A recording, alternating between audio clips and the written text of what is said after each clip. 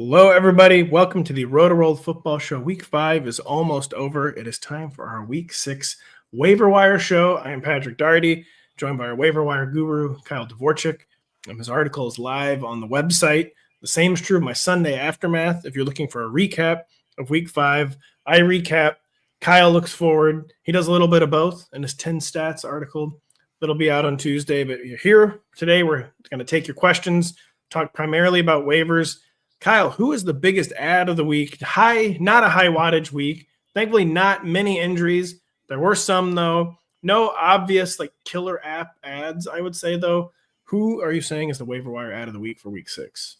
I'm going to give you two because we have a not in my league all-star and a true rostered in less than 50% of Yahoo leagues guide that is also a good ad. Not in my league all-star is Rico Dowdle coming off of over 200 yards on the ground, 23 for 206 and 1 plus 3 for 28 through the air. If I remember all of his numbers correctly, I should because he looked incredible. Per Pro Football Focus, it was the most yards after contact for a running back in a game this year, and it is not a close race. It's one of the best football games we've seen by a running back in the past month of football. If, and this is probably true, if he's not available in your league, not in my league all-star, Michael Carter should be, at least is more likely to be available in your league. And while he didn't have the explosive runs that we saw with Rico Dowdle, he did have a similarly strong role, gets 18 carries, 5 catches. And this is what we expected, given that ESPN's Adam Schefter reported on Sunday morning that it looked like he was going to step into the Trey Benson role. And Emmy Award, who had the infamous dropped non-touchdown, would maintain that third down type of role. We expected that going into the game. That's what we saw. We probably got even more in terms of pass catching value than we expected with Carter. It looks like we're probably getting at least a strong role from Carter for the next month or so. And potentially we could just continue to see him progress as both a pass catcher and a runner because the efficiency wasn't really there, but we buy roles off the waiver wire, and that's what we're getting. I don't know how impressive this will sound to people, but they've been playing NFL football for well over 100 years at this point, and Rico Dowdle was the 120th most rushing yards in NFL history yesterday. And Rico, listen, even Rico didn't see this coming. He predicted he would only rush for 180. I don't know if you've seen this, Kyle. He had apparently predicted to his teammates. He told them he was going to go for 180 against the Dolphins. So good. And, he went over for 200. Yeah, Michael Carter, Emmy Award probably took himself out of the running there with when he literally stopped running short of the end zone and for some reason did not score a touchdown. But Omarion Hampton's the big news. We have some questions coming in. Joseph G wants to know our thoughts on the Chargers backfield. Chip H is wondering, is it Vidal season? Hassan Haskins was the guy who actually made the team. Kamani Vidal is now on the team. He was promoted from the practice squad a week or two ago. Things change following injuries, though. Omarion Hampton's probably going to miss at least a game or two. He's getting an MRI on Monday. If he is indeed out for week 6, I believe against the Dolphins, I think they have a really good matchup, the same Rico Dowdle matchup. Is it Hassan Haskins season? Is it Kamani Vidal season? What are you telling people about the Chargers backfield as we kind of await more information on Omarion Hampton? Look, I want it to be Vidal season, probably more than the next guy. Not as much as the next guy, more than the next guy. He was a prospect I really liked coming out of college, one of these small school, hyper-productive, and then really good athletes. And all of those signs point to him being potentially a productive NFL player. The Chargers have really not thought that, to the point which you made that they kept Hassan Haskins on the active 53-man roster and cut Vidal, knowing that they would just get to stash him on the practice squad. I think as of right now, actually, he is not on the active roster. He's been called up. He's been a game day promotion. They'll probably end up signing him to the active roster, I would imagine, this week. But that is a stark contrast to me. They had the choice to keep one of these players and let one potentially be poached or at least sit on the practice squad for a few weeks. And Haskins was the guy they kept. Haskins is also, he out-carried Vidal 5-4 last week, and he played under Jim Harbaugh at Michigan. He was not a bad player at Michigan, too. And we know how the Harbaughs love keeping things in-house with players that they play between the two, with coaching staffs. They like guys who know the system well. Haskins should at least have some, he does have some familiarity, at least as much as Vidal. So I've been leaning Haskins so far. I do think it is truly as murky as it gets, but if you made me bet my fab on it, I'm betting right now tepidly on Haskins being the guy over Vidal. Yeah, I wouldn't be stunned if it were a situation where things just don't play out as expected. Like, well, I don't get it. But why wasn't Vidal on the team if he was going to be the lead back? But you just laid it out really well. It's kind of just wish casting, hoping if you're betting it's Vidal, because every solid data point says it'll be Hassan Haskins. Will it actually be productive? Chargers offensive line huge question mark right now, major concern. Then again, it's the Miami Dolphins. Their defense just looks atrocious. They almost lost to the Jets 2 weeks ago. And Rico Dowdle, again, only the 6th active player per viewer Stevie to have a 200-yard game. Just very, very, very, very stunning. Real quick, Kyle, when Chuba Hubbard comes back, I think Chuba is going to miss another game. Me too. What do we say about Rico Dowdle versus Chuba Hubbard? Because Chuba is too highly compensated. He's normally too productive. He's not going to become a backup. He's not off to a good start this year. Would just kind of both players be more like RB3 flexes? 2 good players go to waste when they're both back and healthy, just considering how poor this overall Panthers offense is? Or could you be a little more optimistic on that Chuba versus Rico? I would be a little more optimistic on Chuba than it sounds like you might be. To your point, it's primarily because I know for a fact this team loved him. I think the fact that I know we really couldn't expect Jonathan Brooks to play at any time, but at the time, they extended Chuba Hubbard mid-season before, I believe it was before Brooks re-tore the ACL. So they had Jonathan Brooks waiting in the wings to take over that backfield, and they all but confirmed that, as much as Jonathan Brooks was a highly drafted player, they loved Chuba with a pretty healthy extension in the middle of the season last year. And they, for the past 2 years, have treated him like a workhorse. Rico played awesome. We laid out the stats. He played awesome. I do think he will be very clearly a backup. I don't even know if he'll push for 1B status, but I will say eight carries of 10+ yards yesterday. Chuba only has 2 all year. But everything you're saying, I agree with. But it's going to be murky, I feel like. I think it locks up Rico as a clear member of a committee, not even a 1B, somewhere between a 1B and a number 2 running back. That is already more than we saw the backups get used last year for Chuba Hubbard. They were already, I don't say scaling back his role to start 2025.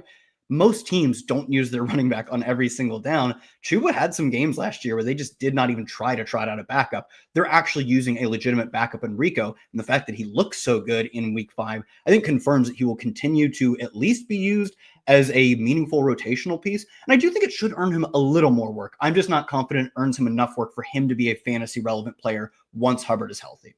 Maybe it just confirmed for the Chargers, though, this needs to be a 2-backfield, an offense that's all in on the run. It's not working with the pass. Bryce Young is struggling, and they just don't have the depth. They don't have the pass catchers. I feel like you will see some sort of adjustment to a much more run-heavy offense for the Panthers. Nick has been here. He said he found out. He remembered to tune in after hearing us shout it out on the recap pod. Hello, Nick. He traded JCM and Braylon Allen away for Juwan and Corum. How over is it, considering he didn't even need a wide receiver in RB2? I guess he probably lost this trade. Yeah, he probably lost this trade. And I'll pair this with another one from David. Is JCM a locked-in starter now? 16 touches, 150 yards from scrimmage, 2 touchdowns. He did lose a fourth-quarter fumble. He also got the ball after said fumble on their closeout series. How excited are we for JCM after finally seeing an uptick in his usage against the Chargers? Yeah, one thing I noted on the, I think it was a Thursday show last week, was that he was just in the letter of the law, literally not their starting running back. For the first 2 drives of every single game up until week 5, they did not play him a single snap. It was Austin Eckler first, and then they played Chris Rodriguez over him. They finally gave that up and did end up giving him, I believe, the only carries outside of Jaden Daniels' carries on their first 2 drives of this week 5 game. It was very, or at least to me, that is a very stark change. Literally going from never playing on the scripted drives to being the focal point of the ground game on those scripted drives.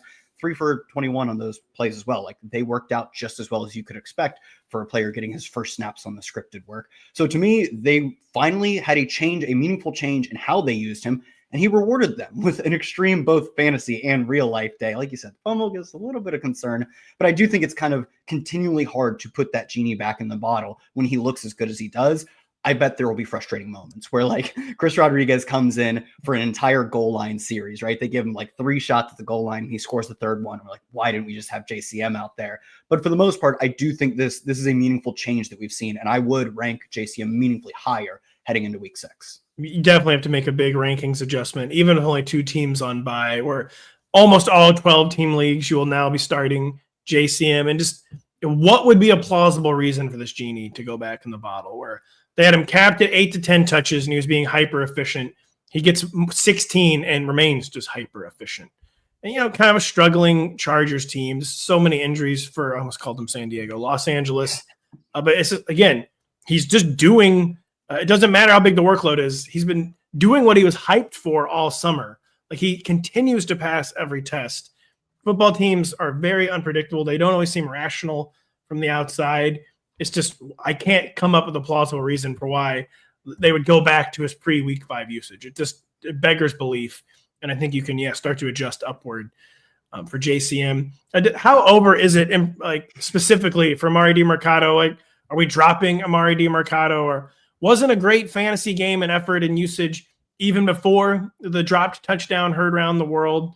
He got chewed out on the sideline by Jonathan Gannon afterward. Understandably, was not really back on the field. I don't know if he's back on the field at all. Is he a drop after we just made him a fab priority last week, Kyle? Yeah, I kind of think he is a drop. I mean, one, as you pointed out, it's not like he was playing a really fantasy valuable role up until the point of that drop touchdown. It was that he was clearly still the passing downs back with probably a little more room to grow between the tackles. But, I mentioned it before. I was almost surprised by how, I don't say flippant, but just how obvious or how blunt Adam Schefter was when he said, I think he almost said, it's paraphrasing, it's very close to a quote, is Amari DiMercato's role on third downs remains unchanged on third downs. As in, he's still just the passing downs back. Like I said, I think there's still a little room for it to grow. I don't think we should assume that Trey Benson is completely replaced by Michael Carter. That is kind of what happened in week 5. That is kind of what Adam Schefter told us would happen. And then DiMercato obviously gave them the most glaring reason possible not to change that role. That's the biggest issue, obviously. So to me, closer to a drop than a hold.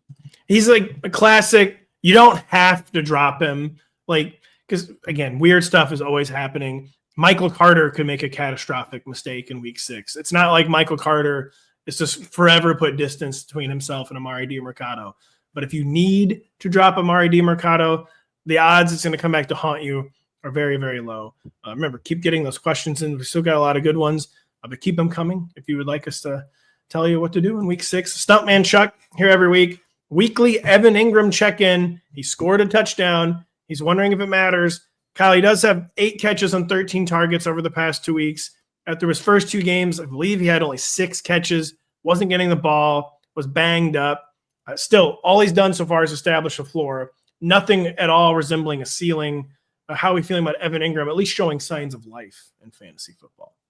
I mean, like you said, it's not like he is getting an elite role over these past few weeks. In fact, he's got a 60% route rate 2 weeks ago, 53%, and actually fell last week. He is truly just a part-time player, but the big difference was he's a part-time player who can now earn targets. A 15% target share in back-to-back games really isn't that good. But tight end is a pretty ugly position, and we're getting injuries, we're getting buys. He is a viable streaming option, but I do think he's much closer to the back end of the tight end 2 ranks, just based on the fact that he is a committee player. He is not even truly a starter, in that there are backup tight ends. Like your Harold Fannons and Isaiah Likeleys will probably run just as many, if not more, routes than Evan Ingram going forward.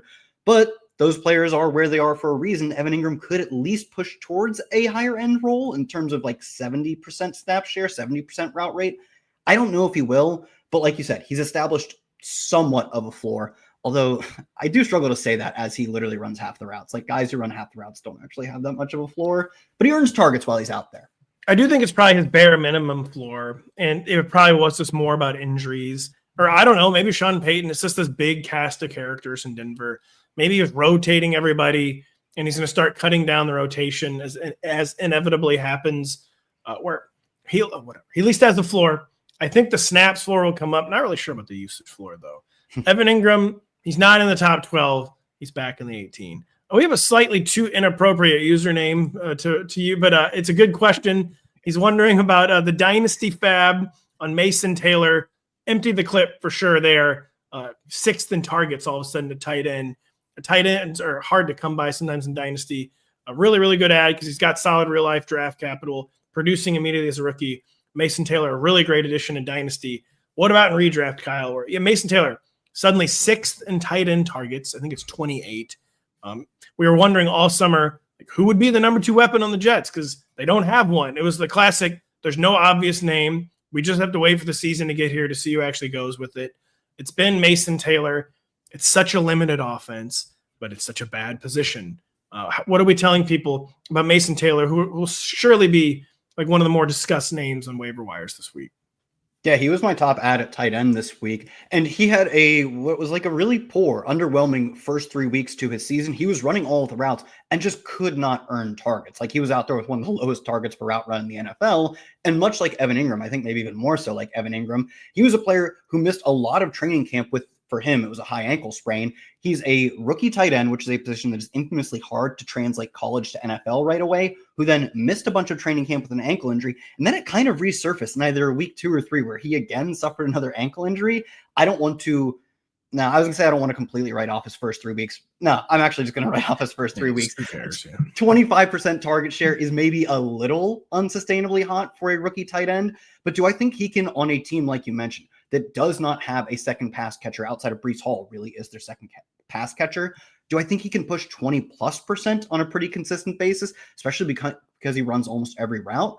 Yeah, I do kind of think you pencil him in for a 20+% target share. Sometimes it'll be 25, sometimes it'll fall to 15. But on the waiver wire, a young, now producing, now volume earning tight end, I do think that's one of the better bets at tight end specifically you'll make.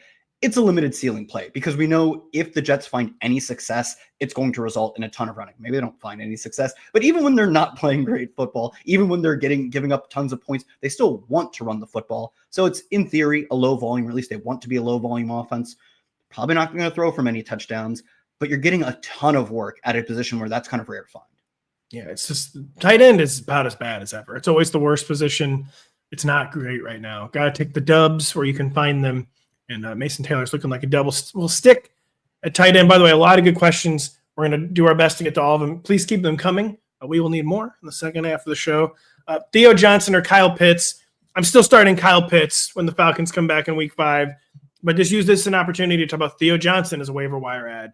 I believe I saw a tweet from Ryan Heath. He's leading the Giants in target share since Malik Neighbors' injury. That's only 6 quarters of football. Hasn't posted a big box score. I believe his season high for yards is 34. But the usage is ticking upwards. Like signs that a big game will be coming. How do you feel about Theo Johnson as a waiver wire ad?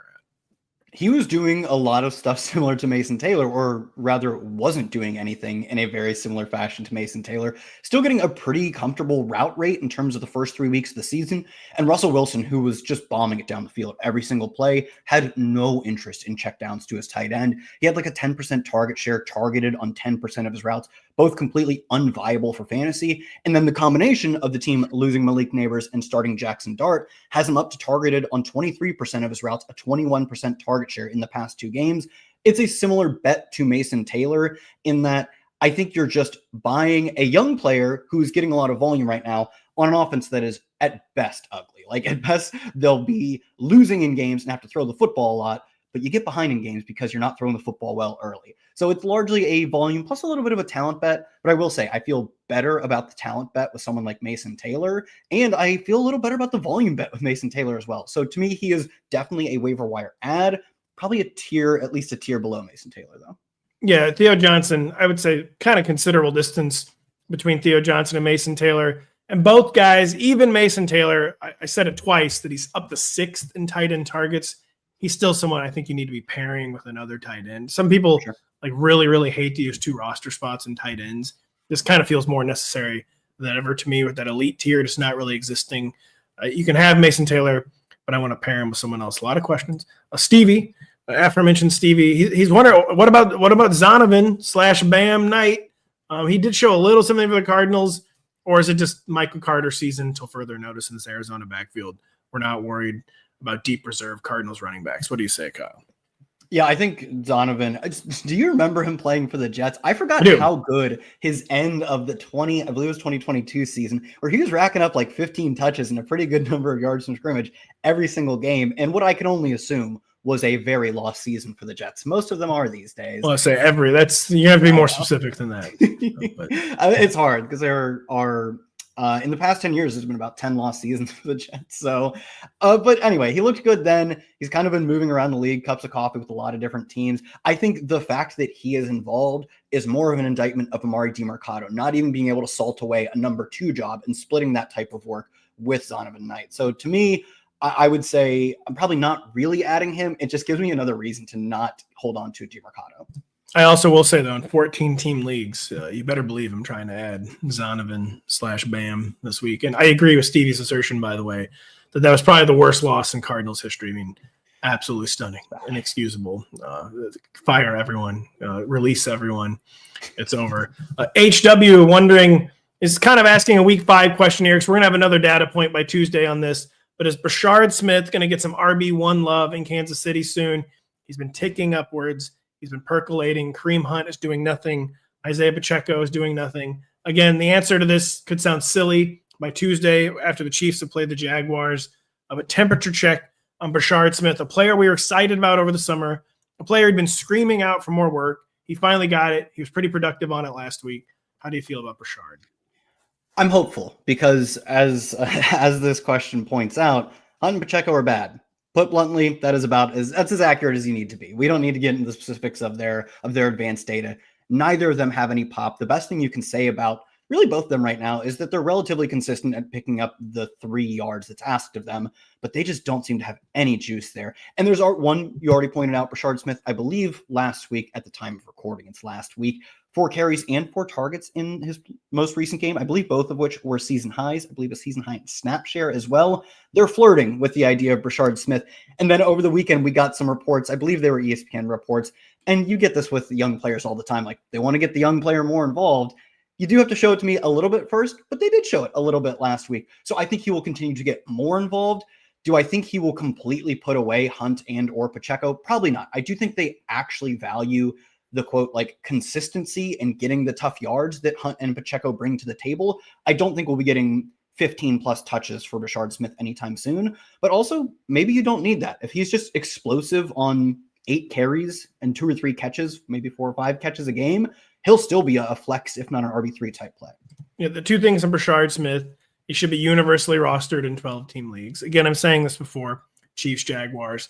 And it's a good outcome for Brashard Smith would be reviving the Jerick McKinnon role. That's kind of step one. You're not even really worried about early downs. You're just worried about actually reviving that pass catching role. They've been very effective for the Chiefs. It's kind of gone dormant over the past 2 seasons. Julio, 2 good questions. He's wondering about selling high on Emeka Egbuka, who's now 4th, I believe, in the NFL in receiving 100-yard games in each of the 2 weeks that Mike Evans has missed. Mike Evans appears poised to miss another game in week 6. He, in many ways, does make sense as a sell high, and that he will probably never be more valuable. In theory, it's a really crowded receiver core, but I mean, he's a first-round pick who's looking like a superstar. Is that the kind of player you can really trade, cash in on his name value? What do you think? Are you holding on? Are you maybe trying to turn Emeka Egbuka into, like, say, a 2-for-1 where you get 2 stars to your 1? What do you think, Kyle? I mean, you truly would have to get 2 stars. Like, I think he is – like, yeah, he's probably mathematically running a little bit hot on touchdowns. Some of the, like, nerd metrics are like, yeah, maybe he's not like a top 3 or 5 receiver. But I think to your point is he's a first-round pick wide receiver who is balling out right out of the gates. This is like in 2007 or probably closer to like 2015. If you're like, what if we sold all this Apple stock or this Google stock high? Like, do you need to try and flip your blue chips for more, but like lesser value blue chips? I don't really think so. In the same way that, like, at any point in Puka's career, it certainly could have felt like this is the highest value Puka will ever have. And he just keeps getting better because young guys who are really good often continue to be really good, if not improve. So I would really need a king's ransom for Puka. And you're probably not getting something I would take in terms of trade value. I think too, I don't know, a really savvy manager, you're not, the games that happened have already happened. You are trying to look ahead. I think, like, the computer would probably tell you, oh, by the letter of the law, he's a sell high. Yeah. Just seems really hard that you might lose that a little too easily. Like, that's one where, like, you ask, so what are my odds of regret? I know, like, regret aversion's a thing. Like, people are, like, unnecessarily avoidant of, like, potential regret, but that's one situation where I think I would not do it. Also wondering about TJ Hawkinson. We're talking about these young tight ends, people popping on the waiver wire. Could someone they replace be TJ Hawkinson, where he's gone over 40 yards only one time? He's catching 4 or 5 passes every week. He caught 6 against the Browns. He's looked a gear slower, though. Offense is kind of stuck in neutral. We don't know the quarterback's going to be there on bye. Are you looking to upgrade TJ Hawkinson if you drafted him as your tight end 1? Yeah, I mean, we've talked about this type of profile with a lot of other guys, which is frustrating for him, is right now he is just a route runner. He's running like 80 to 90% of the routes. He's getting targeted on like 15, 16% of his routes. He's got a 15% target share over the past 2 weeks. Like, this is not the profile in any capacity of a tight end one, let alone one on a team who, like you said, the offense is what we can favorably describe as influx. Like, there's a lot of risk with this offense, no matter who they choose as the starting quarterback, and he's not playing this coming week. I think it's perfectly fine to cut him. I would try to hold on because we know he's good, right? We know in theory he's good. He is not playing like a particularly good football player right now in the terms of fantasy production specifically, very fantasy and bio take, but we are playing fantasy football. So I would say rest of season, Mason Taylor or TJ Hawkinson. I think I'm just going Mason Taylor. I'll probably still go TJ Hawkinson there, just to be honest. I think what you're hoping for with Mason Taylor is he becomes like TJ Hawkinson, or at least like a poor man's TJ Hawkinson. I'd love for TJ Hawkinson to become TJ Hawkinson. It's true. Much of that this year. It's not insane. Basically, like, we're talking about regret aversion. You cut TJ Hawkinson, I don't think you're going to look back like week 11, like, man, like that's when everything changed. When I cut Hawkinson, that's when this team went down the tubes. Where if you want to churn a tight end rather than keep trotting TJ Hawkinson out there for 452, you are well within your rights. We will not make fun of you. Alex wondering, is there any hope post-bye for Derrick Henry? They're playing the Rams this week. Then they're going on bye. Then Lamar Jackson's probably returning against the Chicago Bears and Miami Dolphins. Two dream matchups for backfields. But Derrick Henry's not cleared 50 yards since week 1. The offense is dysfunctional. The defense is terrible, which means we're not getting Derrick Henry friendly game script. I just kind of laid out the concerns there. How concerned are you about Derrick Henry looking like one of the biggest busts in fantasy football so far? Yeah, I bet on this every year for a decade, and I was finally right 1 of 10 times. Look at me go. This is in theory. This is a little extreme. This is in theory what the quote problem is. If there was a problem with Derrick Henry, has always been, is it among the running backs we consider in the first round of fantasy, he's the one who's most susceptible to things going haywire, even if Lamar is active and playing well, right? If the defense collapses, as they have done early last year and again this year, the game scripts continually are pushing up against him in terms of fantasy production. And of course, I wasn't betting against him as a bet against Lamar's health, but that is another scenario in which he really falls off the face of the earth. Like you said, we actually get great matchups coming out of the bye. And that's the reasons I laid out where he's a fragile bet are the same reasons in which he becomes a top 2, potentially the RB1 overall in back-to-back weeks coming out of the bye. So I actually do think, honestly, maybe for the first time in a long time, low-key a good buy, because he's going to probably struggle next week, this coming week, obviously, assuming Lamar isn't playing. Seems very likely he's not playing. Then he doesn't play the week after that. You're in a pretty tough stretch of Derrick Henry short-term production. Long-term, I'm not that shaken by what we've seen so far. It's been bad setups for him, and he's played poorly in terms of fantasy production. There will be good setups in the midterm future coming out of the bye, especially if you're a contender. If you can weather the storm of next week and the week after that, honestly, not a bad buy. Yeah, if you can weather the storm, yeah. Hard to believe he won't be an RB1 those 2 weeks against the Dolphins and Bears. If he's not, then we're probably talking about Derrick Henry's career winding down. But, we saw in week 1 he had a good setup, and he did it. It's probably not over for Derrick Henry. Nate is wondering what I got this. I got one thing for you. So you pointed out Chicago, they are 7-point favorites. Miami, even at Miami, 5.5-point favorites. They're favored by 3.5, 8.5, 11.5, 5.5, 8.5, 2.5, 8.5 to close out the season. They are favored. These are lines assuming Lamar is back at this point. They are favored after the bye in every single game, favored by a touchdown or more in 5 of them. We are getting Derrick Henry scripts for a while. I will say the bookmakers are kind of Ravens slappies, is all I will say. Or they had the Ravens favored at Arrowhead Stadium for sure. I thought maybe the worst line of the entire season.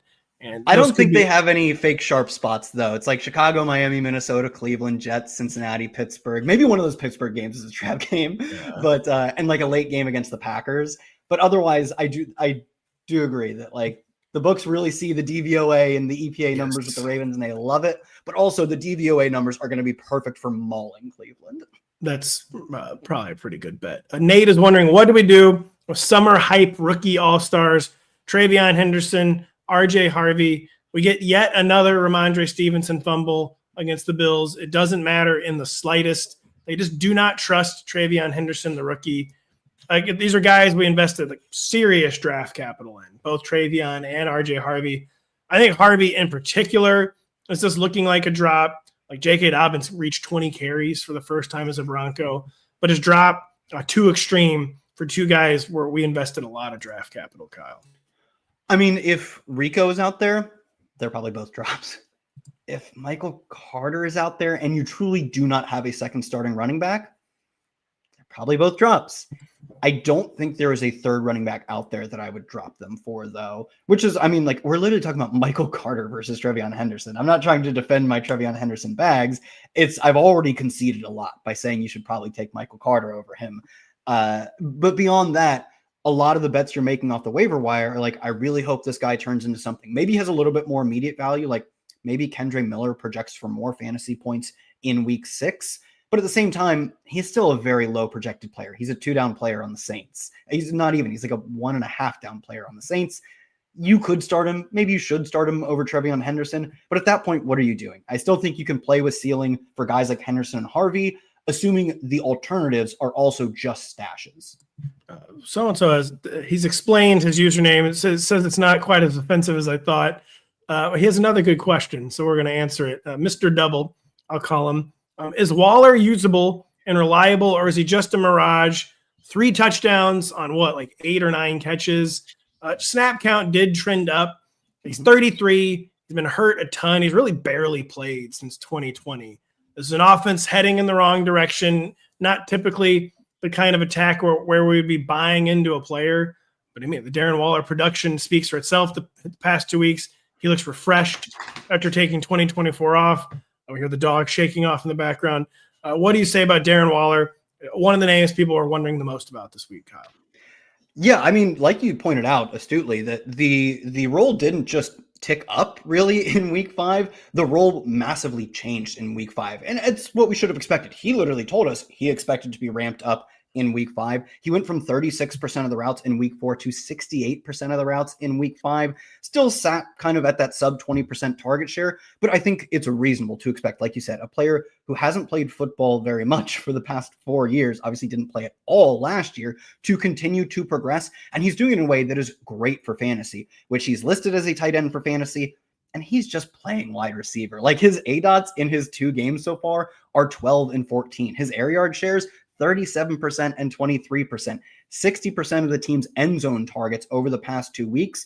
He's just playing a wide receiver role, a field stretching wide receiver role. And to me, even if he doesn't get up to 90% of the routes, like those elite tight end numbers, it's not going to matter that much because he gets to play wide receiver. Like, he gets to play wide receiver and we get to play him at tight end. Maybe that makes it a little less predictable because, like I pointed out in the recap show, in the second half of week 5, he was not targeted once. All of his production came in the first half as Miami kind of shut down their offense to their own detriment.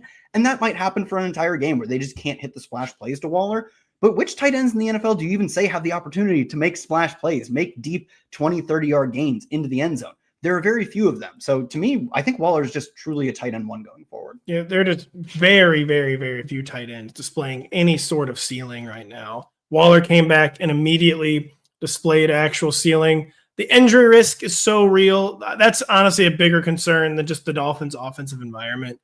But despite the questions, despite the red flags or whatever, Darren Waller is going to be in the top 12 for week 6. I can tell you that. He's kind of taken from there. He's a legit fantasy starter right now. Julio wanting to know about Kendre Miller. A lot of people wanting to know about Kendre Miller. There's a takeover imminent. He out-carried Alvin Kamara for the first time on Sunday. Production still wasn't amazing. Is there just a chance, Kyle, this is a scenario where all Kendre Miller is really doing is like hollowing out Alvin Kamara's fantasy value? Kendre doesn't catch passes. He's still splitting carries. Does not have an RB2 profile right now. That was kind of a bear case on Kendre Miller. Do you have a bull case on Kendre Miller? I will lead off by saying I agree with your bear case. I do think he just kind of carves out enough of the backfield to make Alvin Kamara like largely not fantasy relevant, or at least just a deep cut flex kind of play because he's been so inefficient. But the bull case is that Alvin Kamara has been so inefficient, and Kendre Miller between the tackles looks really good. 3.9 yards after contact per carry is a really strong mark. Alvin Kamara's mark of 2.7 is very underwhelming, and it's in line with what he's done for the past 3 or 4 years. He has just not been that explosive between the tackles runner since 2020, like we were saying with Darren Waller. Maybe it's like one more year recent than that. But it really does look like Alvin Kamara is running out of juice, or is pretty much out of juice between the tackles. Frankly, he hasn't been that special of a pass catcher either this year, which is, I think, even more telling of the state of his physical abilities at this point. Kendra will almost certainly never take over that part of Alvin Kamara's role. Could he truly lead the team in carries from this point onward? I think it's possible. Do I want, 12 to 14 carries a game on the Saints? I don't really care to have that, but that is at least an outcome that is worth rostering him for. And at that point, he probably is a flex guy. I don't think we can say for sure that he is the lead back yet, though. You laid it out well. Just for Kendra is a young player. Well, it's not even that young. It's his third year in the league, where good things are happening.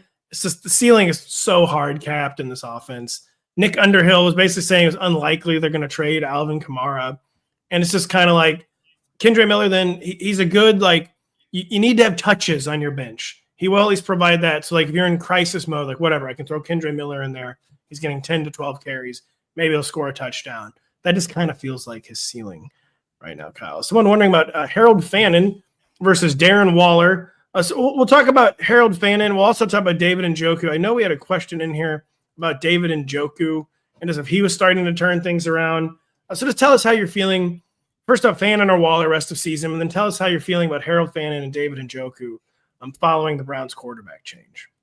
Yeah, I'll take Waller rest of season. I think the sort of floor for Waller is that he plays a similar role just in terms of route rate and snaps and target share as Harold Fannin. But like we talked about with Waller, I love Harold Fannin. He's very exciting on a per target, per touch basis, but it is a lot of PPR scam underneath kind of stuff that doesn't leave a ton of room for ceiling on a weekly basis. Darren Waller's ceiling on a weekly basis as he hits 3 or 4 long catches because he's playing wide receiver. I still think Harold Fannin is a fine player to roster going forward, but he really is capped in that 50 to 65. He had 71% route rate 2 weeks ago. It's the only time he's top 65. I think we should just call him a 2/3 of the routes type of player at best. And it's such low ADOT stuff that if you're playing in half PPR, he's very difficult to start. If you're playing in full PPR, you're I can lock myself in for 5 points. If he scores, I can get that, 10th point or whatever. But he's playing for the Browns led by Dillon Gabriel. Touchdowns aren't going to be found very easily. And he is still splitting snaps with David Njoku, who looked really good with Dillon Gabriel. It's the best he's looked all year. It's also statistically the best game of his entire season. Maybe the only bright side is the fact that Dillon Gabriel is out there should really help solidify that PPR floor, because Gabriel just wants to avoid interceptions and check down. That's what he thought he was coming into the NFL. It's really what he looked like in week 5. David Njoku, my take there is he seems NFL teams do about 20% of the trades they should actually do. I kind of don't understand why the Browns would not trade David Njoku. I totally agree. Fannin and Njoku kind of play different positions, as we know, but that just seems like such a no-brainer for them to trade David Njoku. And that's would be my word of caution, I guess, to David. Other than he's playing with literally Dillon Gabriel, is that he might get traded, and that, I don't know, turnaround just seems tough to say for David Njoku in this environment. And his unsettled future, I don't know, Kyle.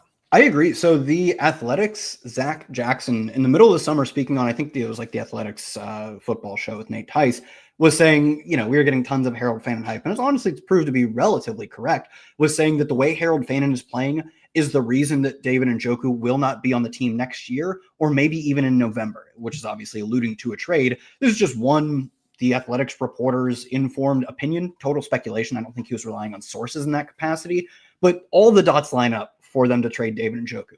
To your point, teams don't actually make the trades they should be making at truly, it is they make 20% of the trades. It is staggering. I really don't understand why the NFL operates that way, but it does. Someone asked earlier about selling high on Emeka Egbuka. What about selling high on Cam Skattebo?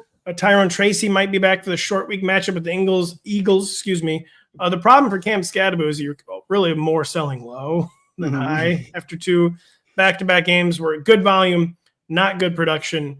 Just give us a temperature check on Cam Skattebo, Kyle. I think you laid it out well. Is if you wanted to sell high, it was after he scored 24 points in week 3. If anything, he's closer to a buy right now, given that he is still dominating the work. He's seen 64 and 63% of the carries over the past 2 weeks, really strong route rates of 63 and 61%, target shares of 10 and 16%. He is playing a not every down role, but as far as we can expect from a rookie, a day 3 rookie, it's as close as you'll get into your 5th NFL game. To me, the volume is there. The offense maybe will improve. I mean, it will improve from the past 2 weeks going forward under Jackson Dart, just as he gets more comfortable. It will never be a great offense this year, but I think it at least has room to grow. And Scatterbo's seeing all the work. And I think he was a good prospect too. That's a little bit on my, I don't want to say bias, like we can predict which players are good to some degree. He looked like he would be a good player. So had he popped for a big, long run or something this past week, maybe you could make the argument that the return of Tyrone Tracy could hurt his role, could hurt his fantasy production. But right now, he's not overly productive over the past 2 weeks that I think you're getting a king's ransom for him. Yeah, I would just stay there. I mean, it hasn't been productive the past 2 weeks. If he keeps getting workloads, anything even resembling what he's seeing, he's probably going to be an RB2.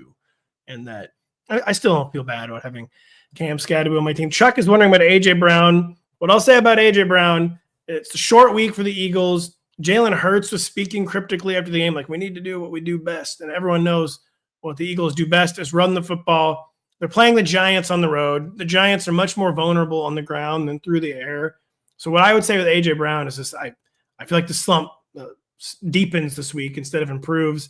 Maybe it's to a point where it's like such a crisis where they don't even care if they win. Like, dude, we just have to get A.J. Brown 100 yards. Like that actually could be an outcome with the Giants. It just seems like a week, though, where they're going to run the ball, though, Kyle, and not try to get A.J. Brown going. Do you agree?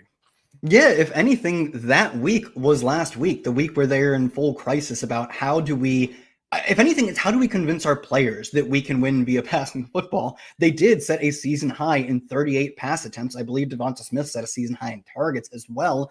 And A.J. Brown, like, I want to say he seemed disinterested, but there was like a route he gave up on. He's like, obviously he is in some degree not happy with this situation. To me, like you said, the slump continues this coming week, and they're a team that is good enough to win in one specific way, which they're really good at. So I think we're going to be frustrated by A.J. Brown for a good bit longer. Mr. Double said A.J. is going to start talking in Proverbs soon, and that things are going to get worse before they get better for A.J. Brown and his cryptic posting. We got a lot of good questions here. Let me try to find someone wondering about trading Garrett Wilson or keep him rest of season, seeing the targets, posting reasonably good stat lines, maybe concerned that the Jets offense is just going to fall off a cliff at some point, and you want to get out from underneath any of your Jets. But how do you feel about selling or holding Garrett Wilson, Kyle? No, I'm just riding it out with him. Like there is, we were talking about this in our Slack chat, is the way Justin Fields plays for 3 quarters is it's not the best football I've ever seen. No. But he goes out sort of in a Jameis Winston capacity, sometimes with his legs, often with his legs. But in that 4th quarter, even down 30, he is still trying to hunt for the big play, sometimes with his legs, but a lot of times through Garrett Wilson. Garrett Wilson PPR totals in the past, the entire season, 19, 20, 24, 9, 23. And they haven't been a largely competitive team in a bunch of those games. They haven't won any of them. To me, this is, I don't say it's the floor, right? But the team's playing like crap and Garrett Wilson is still getting home. That's what happens when you absolutely dominate targets. The floor is extremely high. So I just wouldn't see the point in selling Garrett. Yeah, I agree too.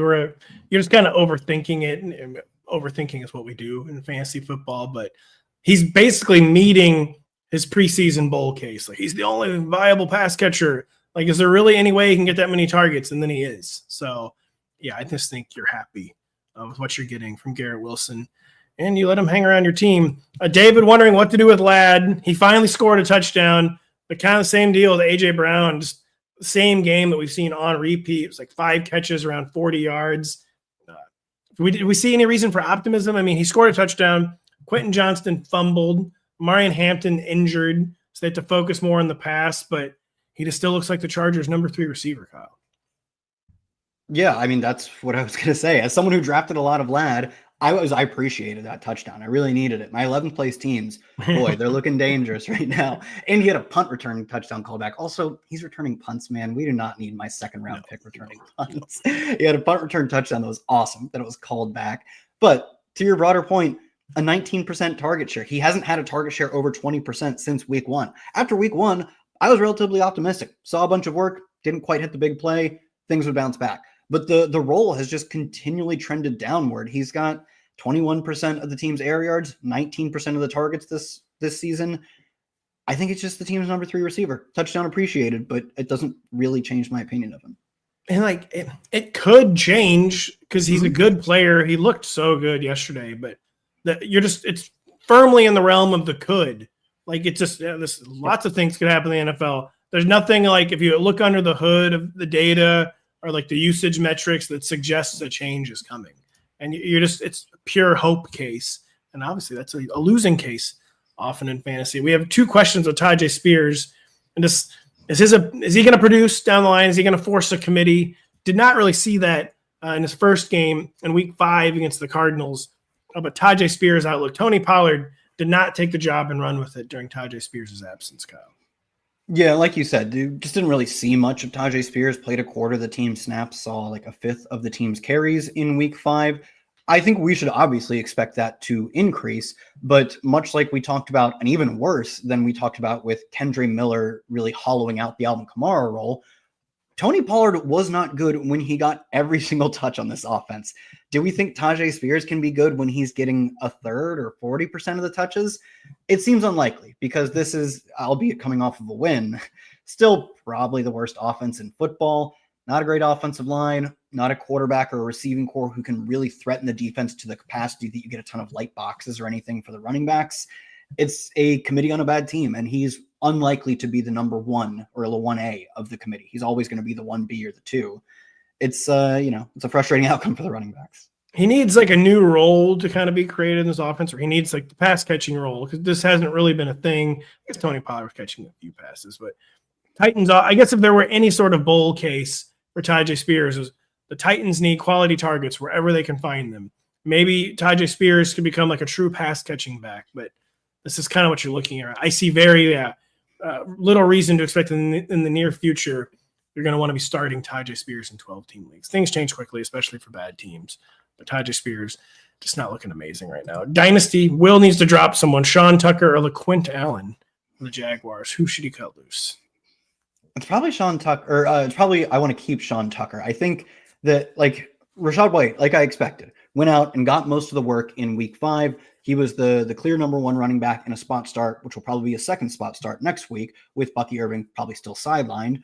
But like Rachaad White looks like a Jag of all Jags. You know, in a conversation which we're talking about literally a player who plays for the Jaguar, Rachaad White's the biggest Jag of them all. Scores 2 touchdowns, gets home for fantasy purposes. I do think at some point they're going to, or at least they have the chance to realize that Sean Tucker is just a more explosive, more interesting change of pace back for Bucky Irving. He could eventually work his way into the number 2 role. I still think Travis Etienne maybe actually comes back next year to the Jags. He is playing Monday night pending really good football for this Jags team. And I think he's probably incentivized to stay where he is because this is the first time he's found like maybe it'll change, but he's found really consistent success as the team's clear, like workhorse back. And then you've got Bashal Tutin behind him.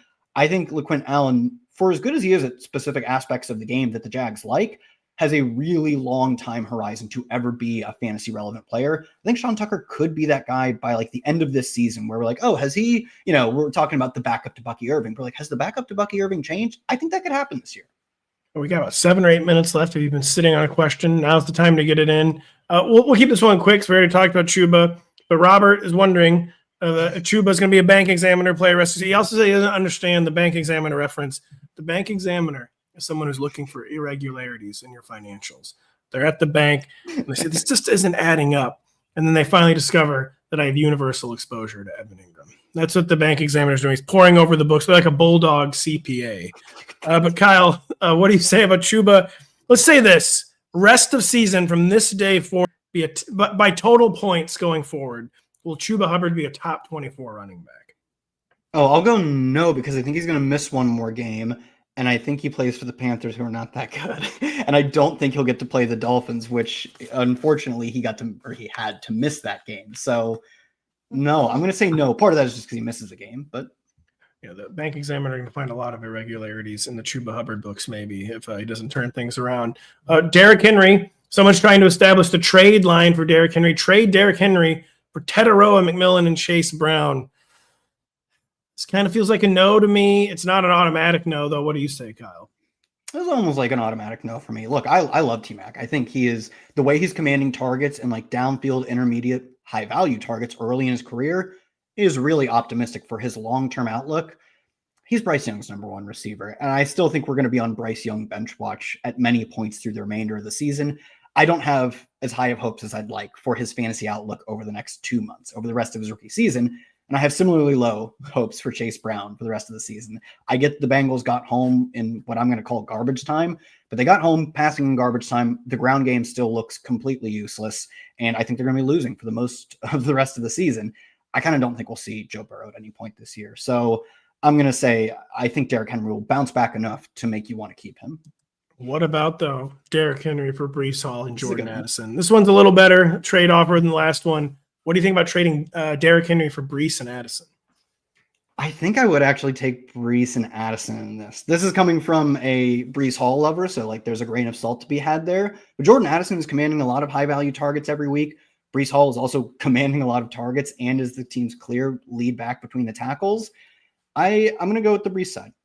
Yeah, I think I would go with the Breece side there, where even though Derrick Henry is still pretty solid odds of being the best player rest of season in that deal, that's a legit side too. That's not just like that's not a joke of a side two. That's a legit side two.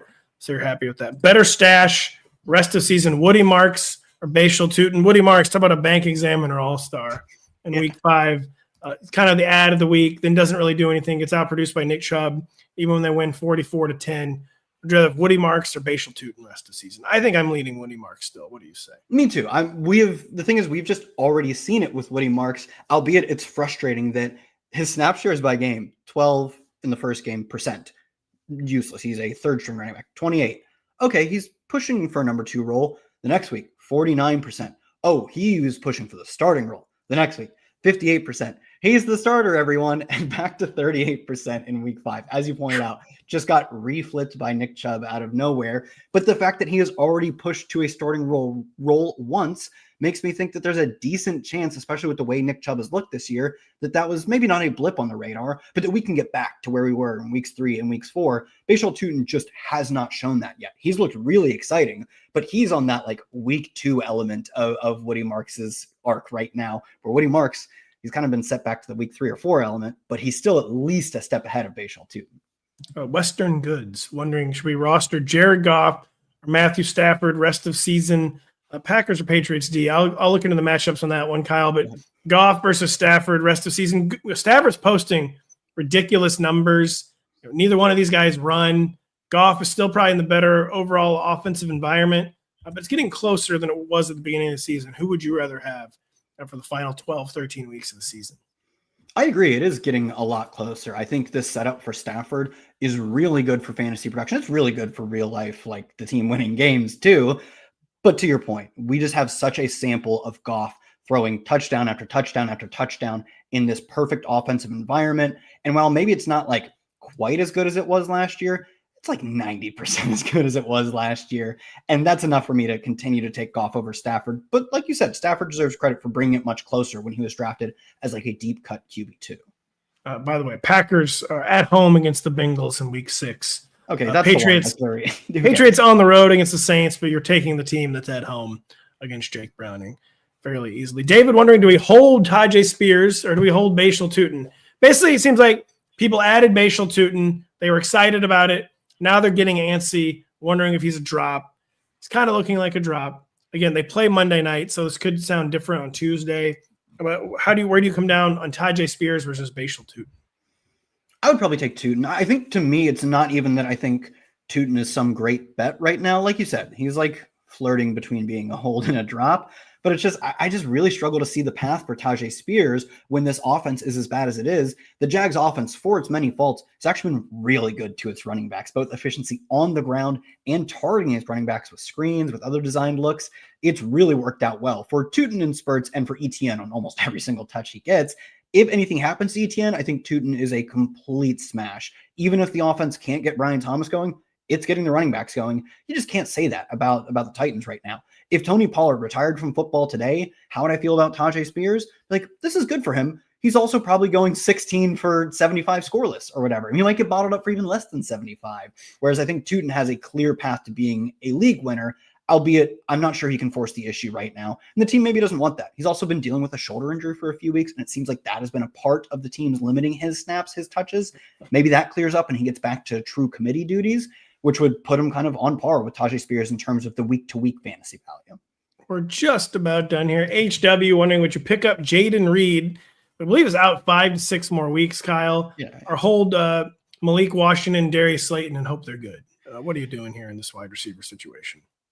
I don't know. Like, could you pick up another defense? Like, what's the defensive schedule look for week 7? Look, I love Jaden Reed, right? And I really could have used, just for moral support, him to actually, he caught the touchdown, but for him to score that touchdown on the play that injured him, it was called back by a penalty. He looks extremely explosive and fun when they let him touch the ball. And even though that's limited, it's often enough that I think he is, in theory, like a wide receiver 3, albeit boom bust. I agree. I don't think he's playing football anytime soon. And he will come back to a team that already didn't want to play him a lot. And depending on when he comes back, he might come back to a team that has Christian Watson in the mix as well. To me, I don't know if he's really fantasy relevant this year. It's just, he would be maybe if you were coming back in 2 weeks, but yeah, that's too long for like what could be like a truly dead roster spot to stash Jaden Reed. Final question of the show. Ben is wondering, what's the deal with Sam Laporta? Is he finally going to be a tight end one now? Scored a touchdown, had a pretty decent game against the Bengals. Yeah, I think he's coming on a bit as of late, especially just in terms of his target share. Like last week was a season high target share, 26%, season high in targets per route run, 26%. Some of this has just coincided with Jameson Williams doing absolutely nothing. And the one thing he's been doing has been clearing out space for the guys underneath, for Amon-Ra St. Brown to get to 100 yards, for Sam Laporta to come, I think, just shy at like 96, if I remember correctly. And that really works out well for the guys who actually do earn targets in this offense. And it's probably something that we should expect to continue, albeit not to the tune of like 20 points, which is exactly what Laporta had last week. Really, really good stuff. We appreciate the questions so much. Thank you for tuning in. We hope we got to you. We hope we helped you out. If we missed you, or if you have more just broad, in-depth questions on week 6, check out Kyle's waiver wired article. Check out my week 5 recap, the Sunday aftermath. Check out our podcasts all week. Check out our articles all week. We're going to be covering everything ahead of week 6. So for Kyle Dvorchak and Patrick Daugherty, thank you so much for watching. We'll be back with you next Monday at 1 p.m. Eastern to answer your waiver questions.